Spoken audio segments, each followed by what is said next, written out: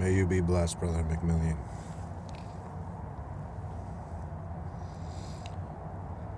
If I have remembered your name correctly, brother, we had only briefly met under the most superficial of Masonic dinners, the most superficial of approved Masonic communication, and you knew not well my practices and my history, yet I called us brothers still. Because of this evolution that we have endured, because of this embrace, I wish to convey to you my fraternal friendship in the form of voice through this camera that I had found at the site before it was burned by the throng of our brothers and sisters. It is my wish to share with you that history and to forge our bonds of fraternity to an evolution of our kind and our minds and of this world itself.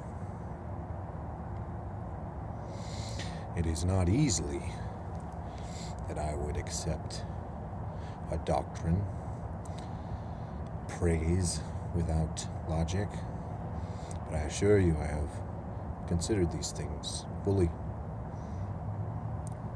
But that is not the beginning. The beginning is a long history of searching for the Spirit, searching for truth, searching for wisdom, searching for mystery.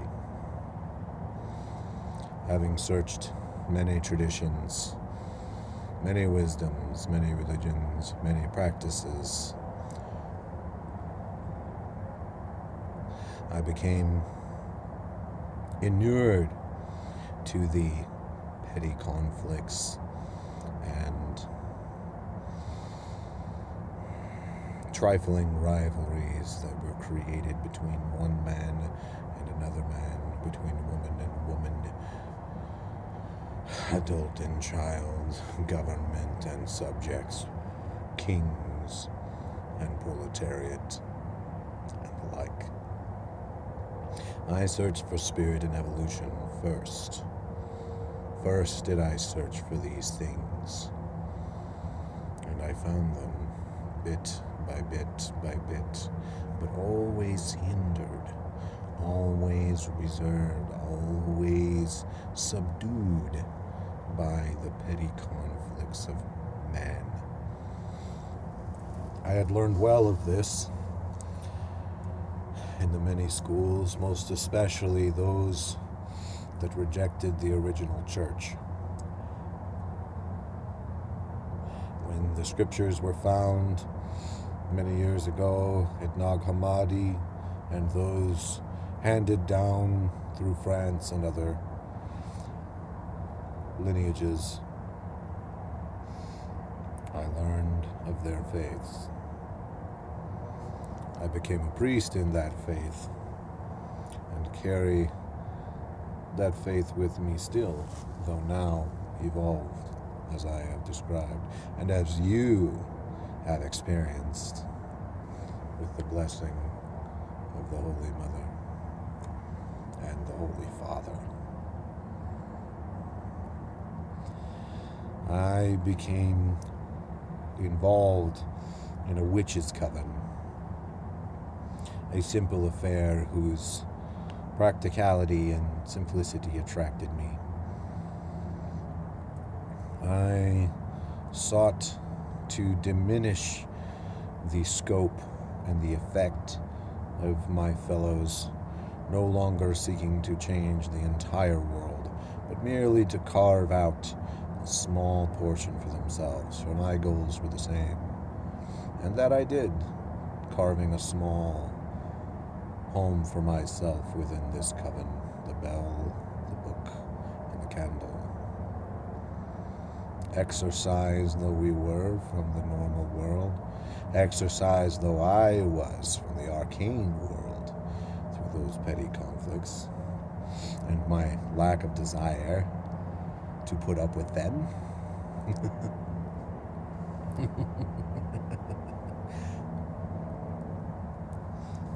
I found myself at home there for a time until we tamed to the gutter harvest. I thought it an entertaining name for a young person's dance celebration, a rave. I also have become quite enamored with nature.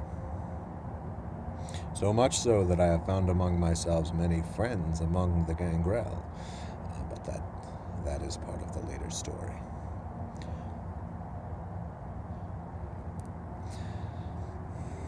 I came to the night in question with the intention of visiting this gutter harvest and sharing light, performing a simple ritual of benediction, of blessing, and bonding with my fellows, and perhaps reading a few tarot. Nothing too elaborate, nothing designed in any way to change the world around me, though the world around me was greatly changed. I found myself within conversation with my newfound later pack leader, Aaron, a professor who I had known for quite some time. A brilliant man, always keeping to himself secrets. I had always thought them perhaps interesting, and though they piqued my curiosity, as every secret will, I found them, his keeping of secrets likely to be something unimpressive.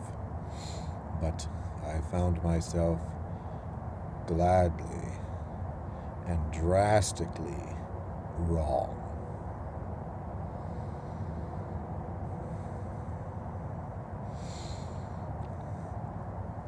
The sheepish, ablative mind, the mind of Abel, had fallen upon me for quite some time at that celebration. As I said, reading the tarot for many individuals who wish to seek guidance, to seek light. Light. As it were. And I did not see the signs about me. I thought myself among many fools, twisting their minds with sacred and unsacred plants, chemicals, merely for the sake of hedonistic indulgence, self-indulgence, petty enjoyment. And the things that they said, I ignored. Where is my daughter? Have you seen my friend? He is missing. There was a fight. I was mugged. There is something of a startle outside. I remember the Middle Ages, and the most faithful. I was bitten. Even that odd, perplexing, querying statement I ignored. I do not know if it was the corrupt, ablative mind, or was it the Santisma herself guiding me? I know not. I should explain for you. You do not know this doctrine.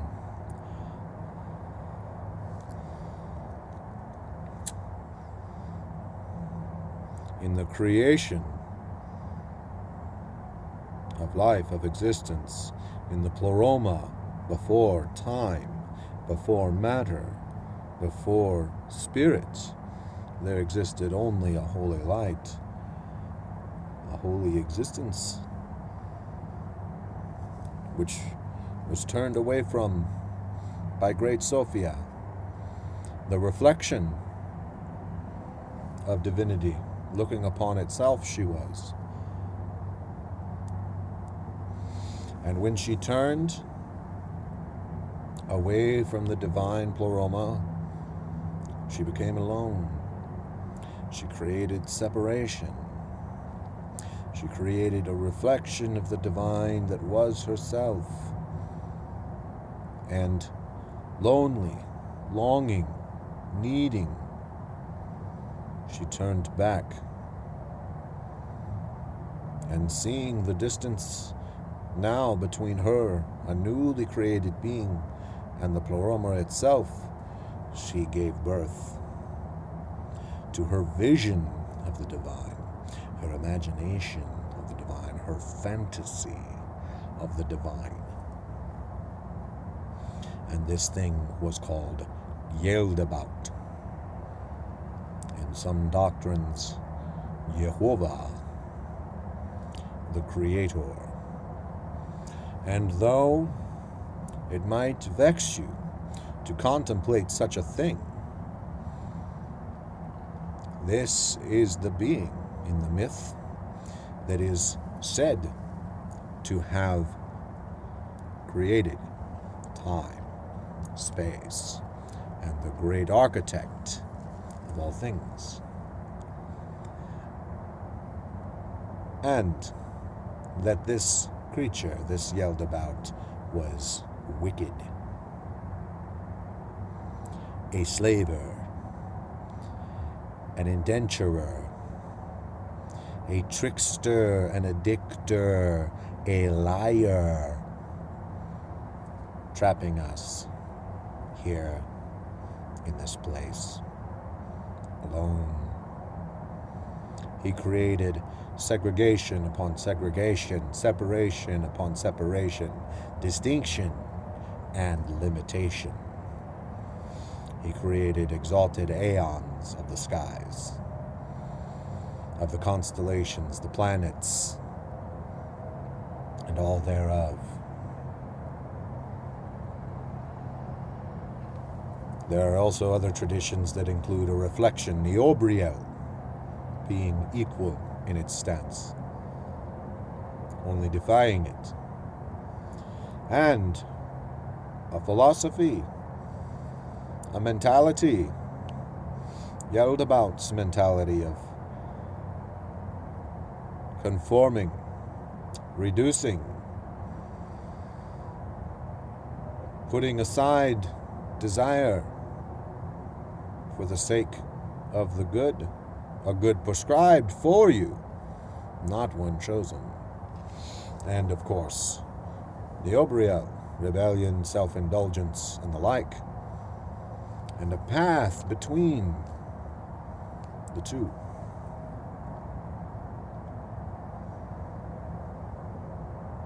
I have a theory, quite well confirmed by our recent events, that I shall share with you later. But back to my tale. Aaron approached me, admit my ignorance, and informed me, requested of me that I come and participate in a ritual. He did not describe its nature, but that I would enjoy the endeavor. I, in my ignorance, believed that my wards, my diamond mind, and the spirits that I have summoned to aid me would be sufficient to protect me from any harm that did not come from mortal hands. And that my skill with the blade would protect me from any harm from mortal hands. But little did I know the horror, the fear, and the unremitting beauty and ecstasy that would come to me soon.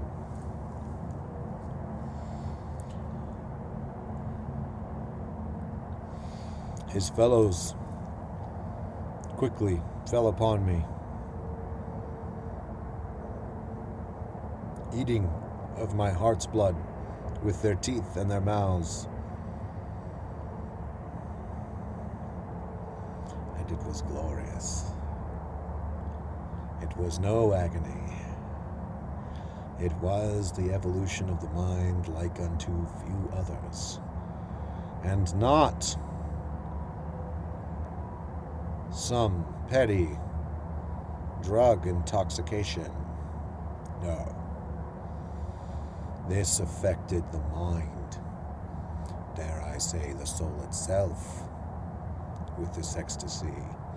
And Aaron implored me to perform, or share, not perform, share a Eucharist with him, to become like him and his fellows.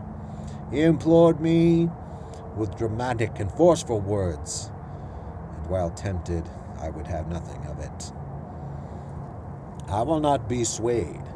I will not be drawn into any faith, into any life, into any place, even, without sound logic, without introspection.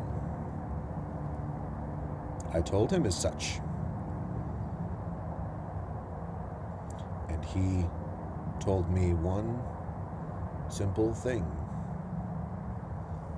We are not human. And he proved that he was not human. Until then, I saw not the visage, the power of their countenance. But when I saw it,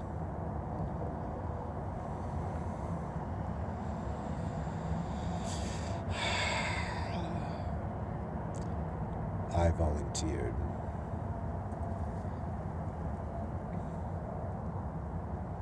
I drank the Eucharist, and the simple, mewling man that I was died.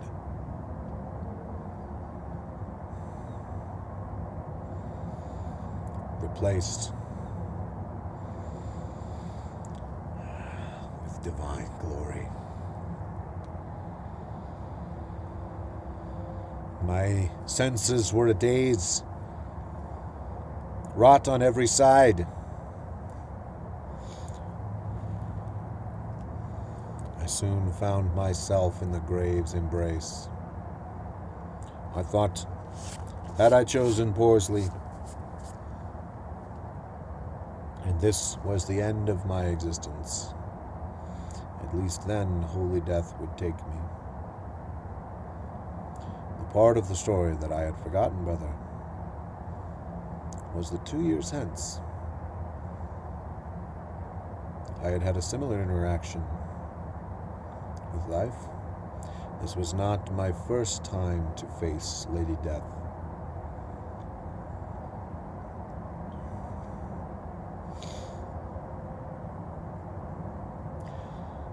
My vehicle had been struck at great speed, and I had thrown from it, my body torn upon the road, ripped open by shreds of steel and glass. And I lay in hospital for weeks,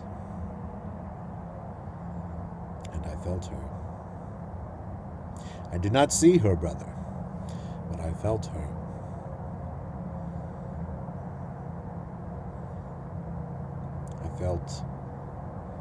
I felt, dare I say, her love for me, for all beings, that we may one day come to her And I did. I wanted that. I wanted to go to her. But she would not have it. She would not. And she returned me to this world. And I carried on, wondering, was it simply an addled mind?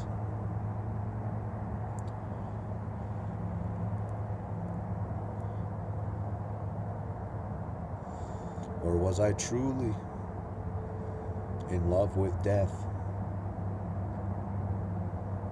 Had she rejected me? Had she given me some purpose that I had forgotten? I knew not. But there, in the grave,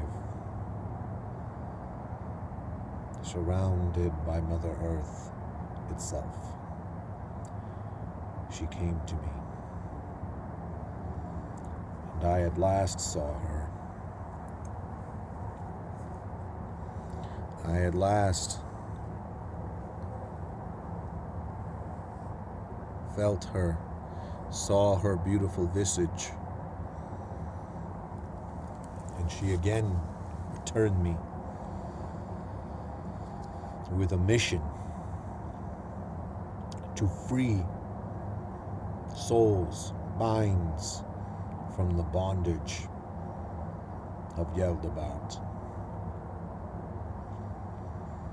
to evolve the mind, to exalt the spirit.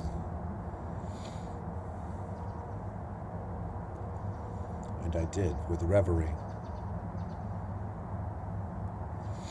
I called upon to myself many of my fellows,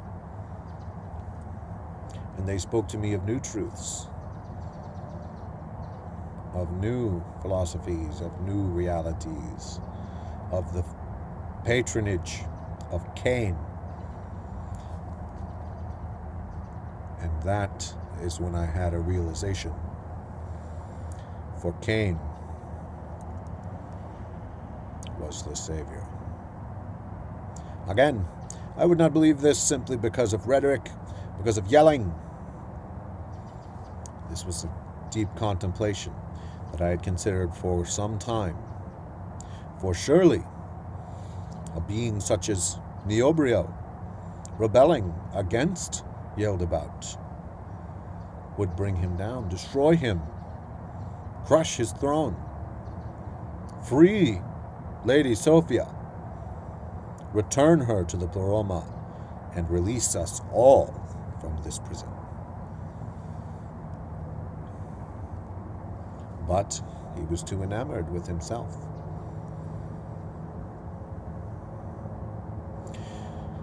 There is spoken of, summoned by Sophia, sanctified by God, Christ.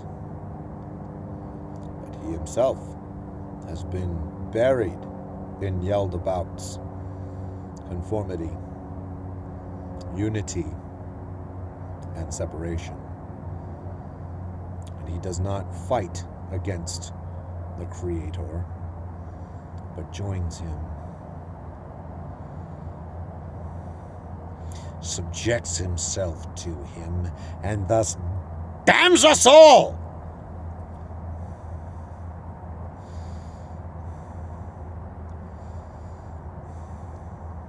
But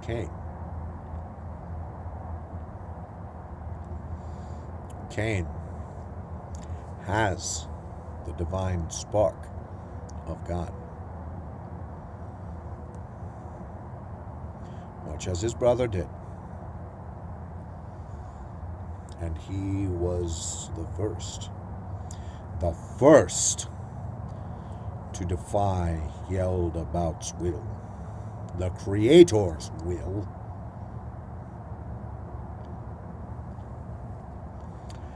and he had the divine spark within.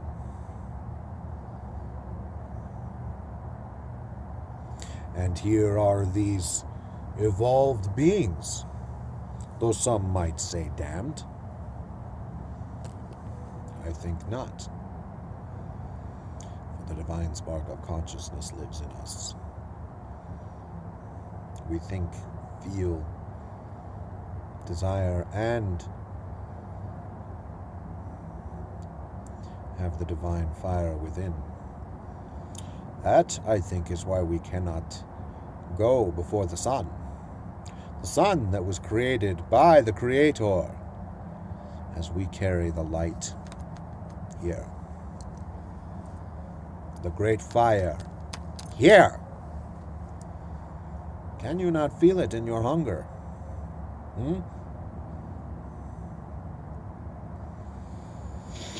There are many philosophers from the East who postulate that it is our conscious mind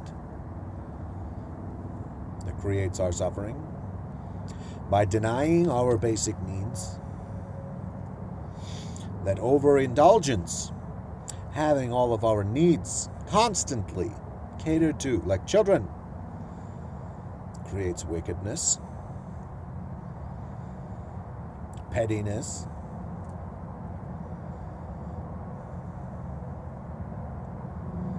that there's a greater good, I think. A greater good that is done when a being, a sentient being, a soul,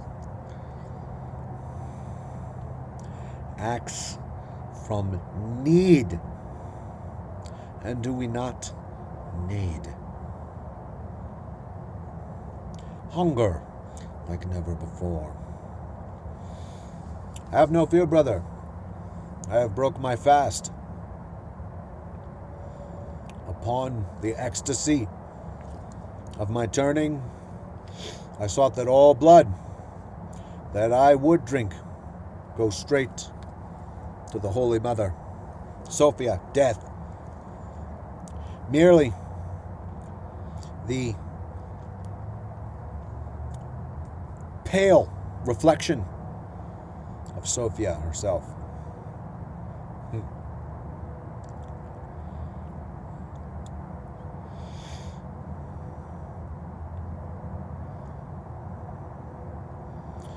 I gathered to myself my fellows. I told them of the Holy Mother. I believe that she is a consort, the great lover in spirit of Cain in flesh. And I learned a great many things. Great sages, practitioners, magics within this cabal, the Sabbat. We are blessed, brother, and our dark lodge will prosper for it.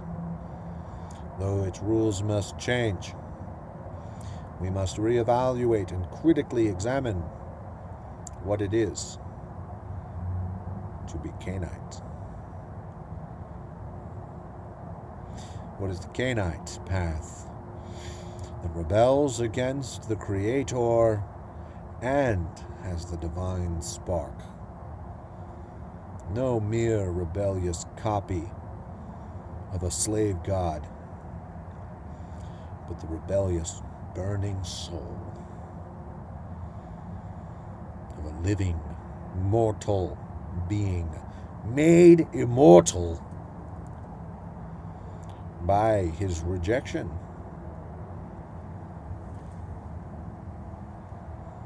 Can you contemplate that? Rejected by the Creator, and he lives forever.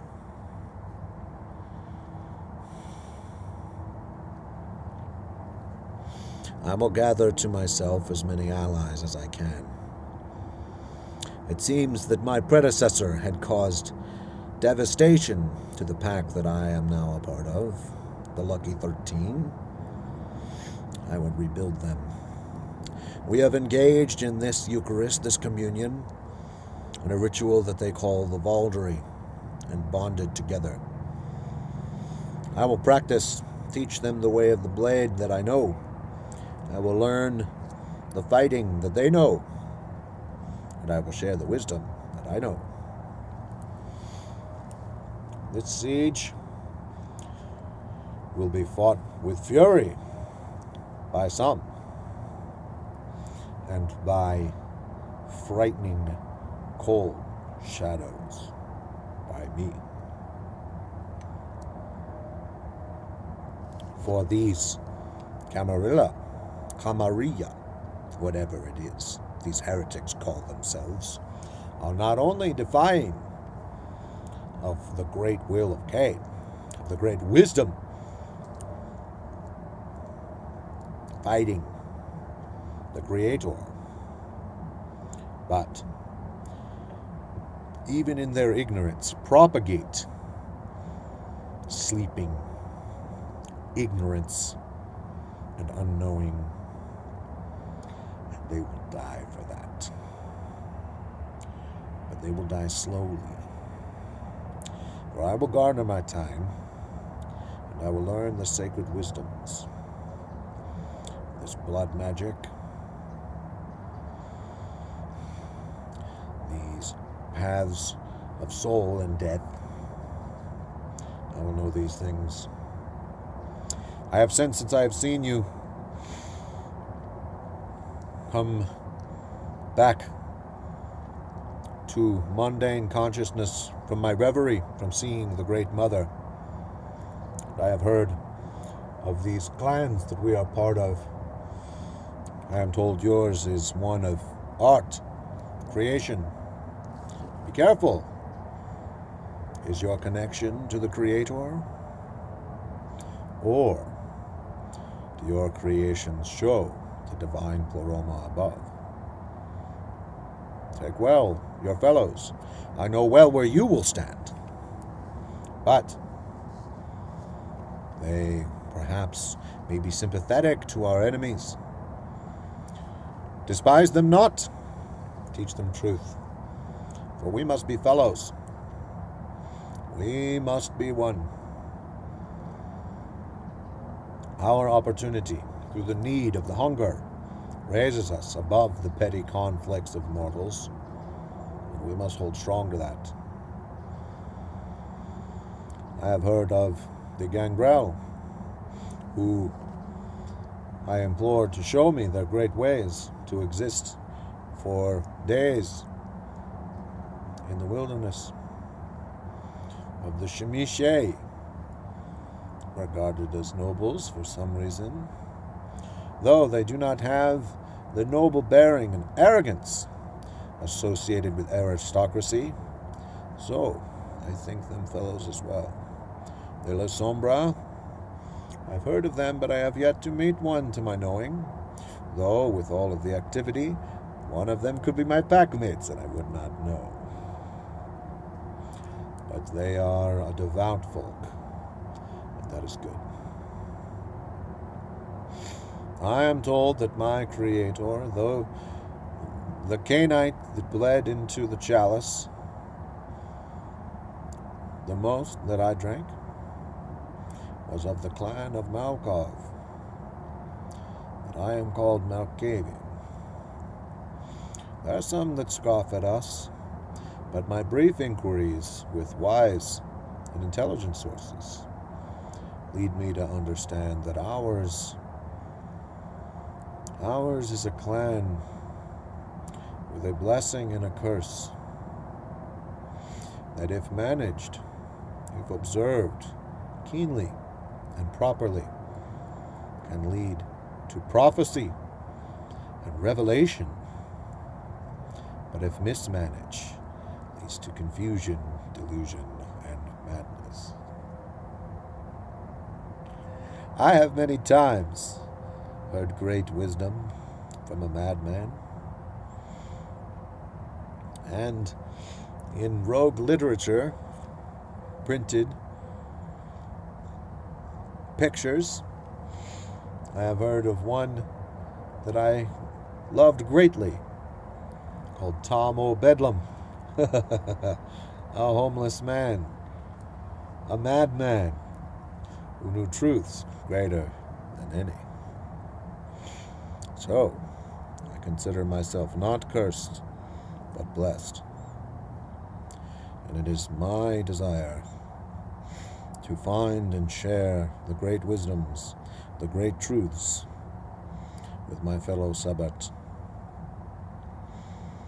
to pave the way for victory, to bring forth Cain's glory and the loving embrace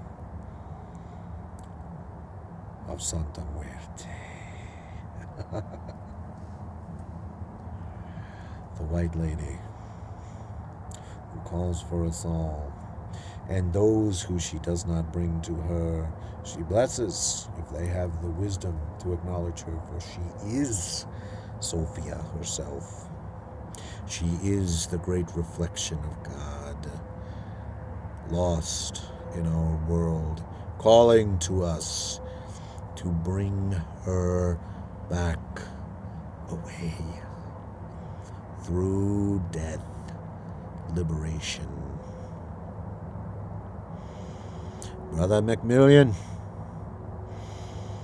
I call upon you, I charge you to find this wisdom, to encourage your brothers, and to carry our new lineage from our ancient masters into the future, to bring a new world devoid of Abel and his kin,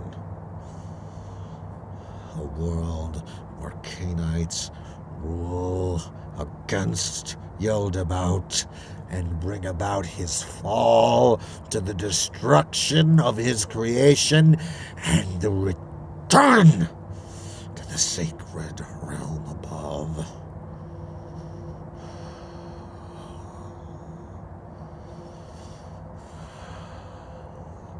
You will go about this in your own way. Your doctrine will not be my doctrine, but we are brothers. And I charge you to victory and wisdom in the name of Cain